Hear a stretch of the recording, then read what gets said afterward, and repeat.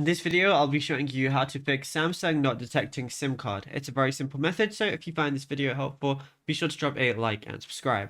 Now, no SIM card errors on Samsung devices are frequently caused by Android 16 system cache conflicts or a physical misalignment in the newer, thinner SIM trays.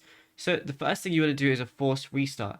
You want to press and hold the volume down and power buttons simultaneously for 7 to 10 seconds, and don't let go until you see the Samsung Galaxy logo.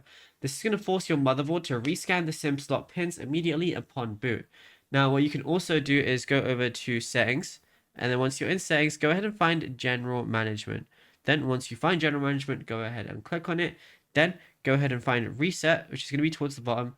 Click reset, and then what you want to do is reset your mobile network settings, and then tap reset settings again to confirm it.